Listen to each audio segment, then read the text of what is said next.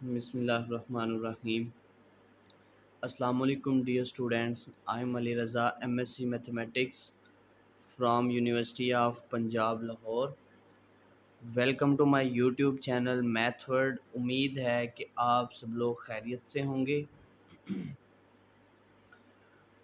तो जैसा कि हमने एनालिटिकल रीजनिंग का टॉपिक स्टार्ट किया हुआ है और उसके तकरीबन 27 लेक्चर्स अपलोड हो चुके हैं। तो उम्मीद है कि आप ये लेक्चर सीरीज़ समझ रहे होंगे और अंडरस्टैंड कर रहे होंगे। तो चलिए आज हम अपने नेक्स्ट सवाल की तरफ चलते हैं। आज का हमारा सवाल है, in December test chairs in a small classroom are being assigned to 6 students Naveed, Parveen, Qaiser, Rabia, Sajid and Tahir. The 8 chairs in the classroom are in 4 rows, number 1 through 4, and each row has 2 chairs. सवाल हमारा ये है कि एक दिसंबर टेस्ट है और उसके लिए किसी क्लासरूम के अंदर चेयर्स लगाई गई हैं स्टूडेंट्स के लिए। तो आपके पास जो टोटल स्टूडेंट है वो हैं 6 स्टूडेंट हैं आपके पास, और उनके लिए 4 रोज़ उसने बनाई है और हर रोज़ के अंदर 2 स्टूडेंट हैं कहता आ सकते हैं। ज़्यादा से ज़्यादा एक रो के अंदर 2 स्टूडेंट आएंगे। तो 4 उसने कितारें बना दी हैं। उन 4 कितारों के अंदर ये 6 स्टूडेंट हैं, इनको आपने बिठाना है। टोटल आपके पास जो चेयर्स उसने लगाई हैं वो है 8, यानी कि 4 रोज़ के अंदर उसको डिवाइड किया हुआ है, और हर रो के अंदर ज़्यादा से ज़्यादा 2 बंदे आ सकते हैं। कम से कम आप एक भी रख सकते हैं।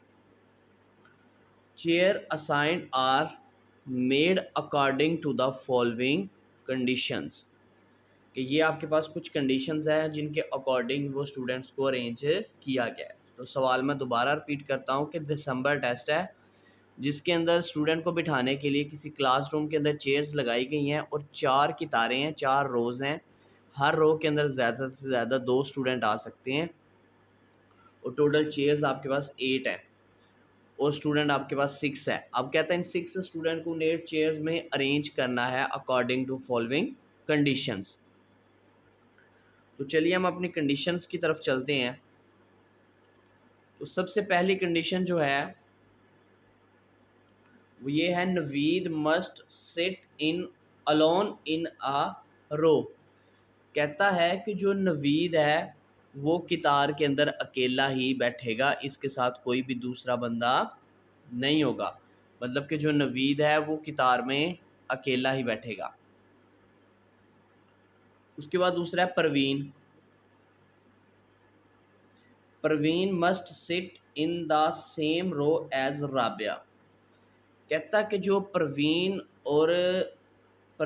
और राबिया है वो एक ही कितार में होंगे दोनों, यानी कि परवीन और राबिया की कितार दोनों की एक ही होगी। तीसरी कंडीशन है, Qaiser can not sit in the same row as Sajid, कि कैसर और साजिद जो हैं वो एक कितार में नहीं होंगे, सेम रो में। Can not sit in the same row, कि जो कैसर और साजिद है वो सेम कितार में नहीं होंगे। लास्ट कंडीशन है, the row with only 1 student are row 1 and 3, और कहता है कि जो रो 1 और रो 3 होगी उसके अंदर जस्ट एक एक स्टूडेंट ही आएगा। तो हमारी कंडीशंस मैं रिवाइज करता हूँ। पहली कंडीशन है कि Naveed must sit alone in a row. तो मैं इनको शॉर्ट फॉर्म में लिख लेता हूँ। ये मैंने लिख दिया कि जो Naveed, N means Naveed, Naveed alone in row. दूसरी कंडीशन है, Parveen must sit in the same row as Rabia, कि परवीन और राबिया दोनों एक ही कितार में होंगे। तो ये मैंने इनको इसकी फॉर्म में लिख दिया, परवीन और राबिया। ये R mean Rabia, P means Parveen, in same row. ठीक है। उसके बाद Qaiser can not sit in the same row as Sajid. Qaiser और साजिद इकट्ठा नहीं हो सकते, तो मैंने लिख दिया कैसर और साजिद, मैंने क्रॉस लगाया सेम के, ये सेम रो में नहीं बैठेंगे। उसके बाद लास्ट कंडीशन थी कि जो रो 1 और रो 3 है उसके अंदर ओनली 1 स्टूडेंट आएगा। रो 1 के अंदर भी 1 स्टूडेंट, रो 3 के अंदर भी 1 स्टूडेंट। तो ये हमारी कंडीशंस थी। तो मैंने आपको पहले भी बताया है कि आपने कंडीशंस को ना शॉर्ट फॉर्म में अपने कोड वर्ड में इस तरह लिख लेना, ताकि जो भी सवाल आप सॉल्व करें वहाँ पे कंडीशंस को साथ रखें।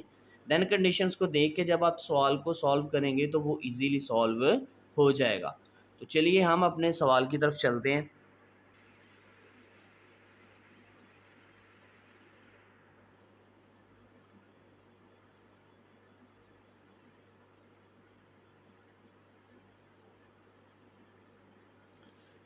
तो चलिए जी, यह आज का हमारा पहला सवाल है।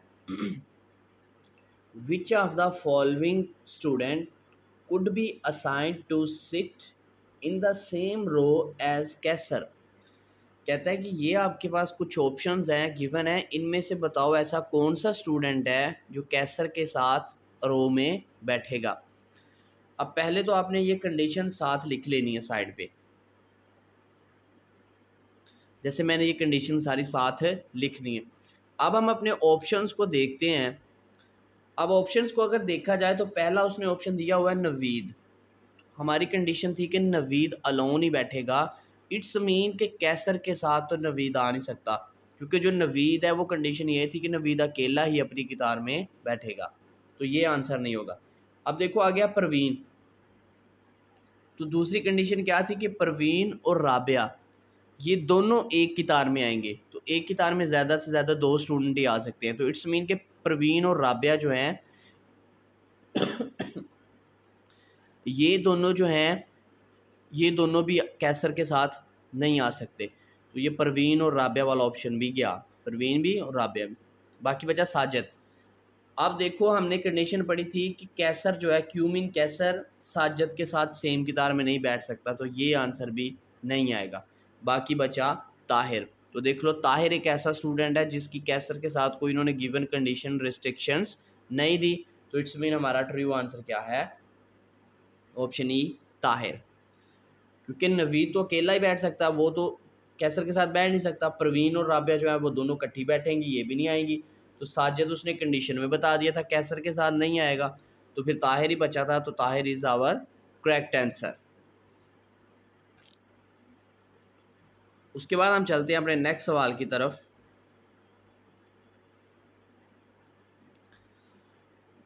अब नेक्स्ट सवाल हमारा ये है, if Praveen and Rabia are in row 2, कि प्रवीण और राबिया जो हैं वो अगर कितार नंबर 2 में बैठते हैं, विच of the following must be true. तो इसमें से बताना है कि इन ऑप्शंस में से कौन सा आंसर है करेक्ट है। अब सबसे पहले तो हम इनकी अरेंजमेंट लगाते हैं ना,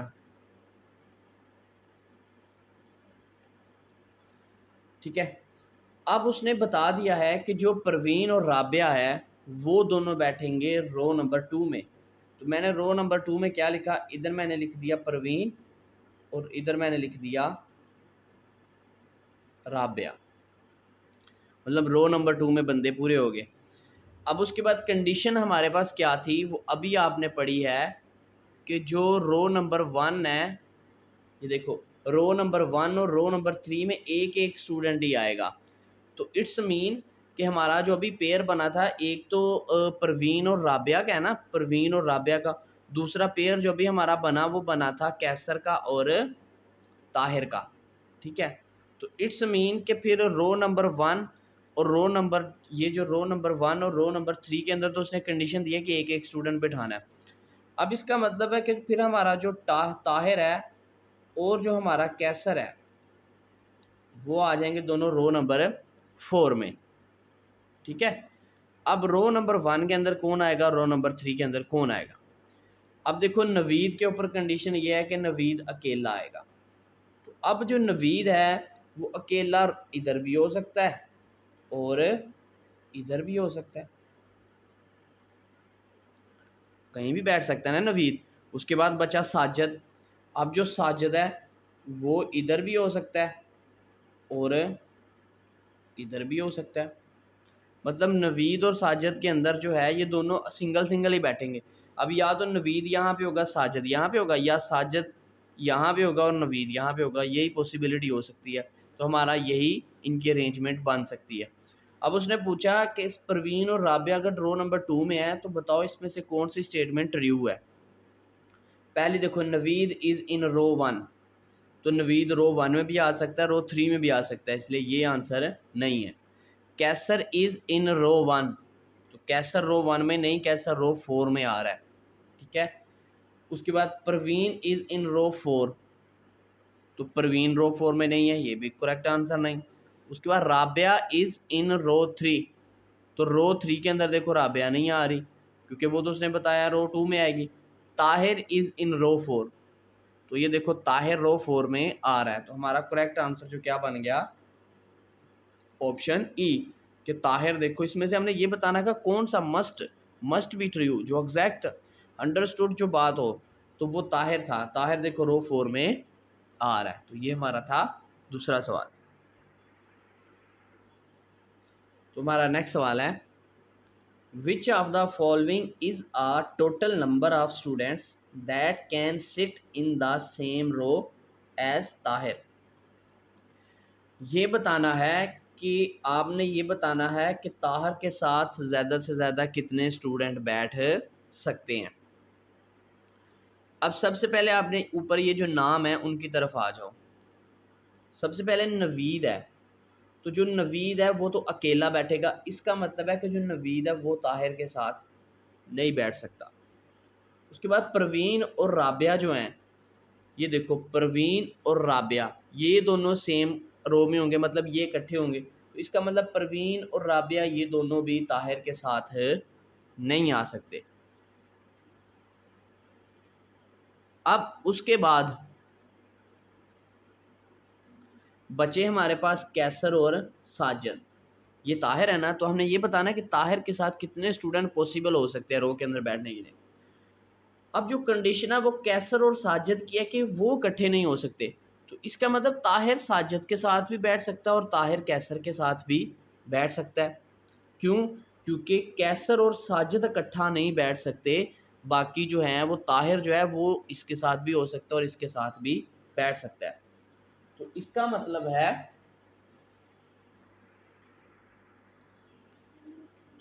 मतलब है कि हमारा जो ताहिर है, ताहिर इसके साथ भी बैठ सकता है, साजिद के साथ भी और कैसर के साथ भी। मींस के ताहिर के साथ कितने स्टूडेंट पॉसिबल हैं? 2, क्योंकि नवीद परवीन राबिया तो आ नहीं सकते, तो कैसर और साजिद आपस में इकट्ठा नहीं बैठ सकते, लेकिन ताहिर इन दोनों के साथ पेयर बना सकता है। तो फिर हम कितने स्टूडेंट टोटल बने हैं? 2।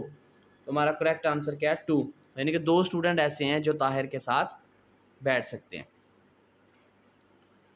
उसके बाद नेक्स्ट सवाल है हमारा, कहता है if Qaiser and Tahir are assign to sit together in a row. अगर कहता है हमारे पास कैसर और ताहिर ये इकट्ठे बैठते हैं, अगर कहता है कैसर और ताहिर जो हैं वो इकट्ठे बैठते हैं किसी रो में, which of the following students would be assign to sit in row 3। तो हमने ये बताना है कि रो नंबर 3 के अंदर कौन सा स्टूडेंट आएगा। अब अगर कंडीशंस देखी जाएं, तो कंडीशन हमारी ये थी कि जो रो 1 है और रो 3 है उसके अंदर एक एक स्टूडेंट ही आएगा, ठीक है। अब जो हमारा पेयर बन रहा है वो हमारा पेयर इस तरह बन रहा है कि जो हमारे पास थी राबिया, आर और पी, वो इकट्ठे आएंगे। उसके बाद उसने बोल दिया कैसर यानी कि क्यू और टी ये भी इकट्ठे आएंगे, ठीक है। अब हमने देखा कि हमारी रो 1 और रो 3 पे कंडीशन है वो ये है कि इसमें एक एक स्टूडेंट ही बिठाना है, तो इसका मतलब फिर बची रो 2 और रो 4। रो 2 और रो 4 के अंदर ही स्टूडेंट दो दो बैठ सकते हैं। तो फिर राबिया और परवीन, या तो राबिया इधर आ गया और परवीन इधर आ जाएगा, और कैसर और ताहिर यानी कि कैसर और ताहिर यहाँ पे आ जाएंगे, ठीक है।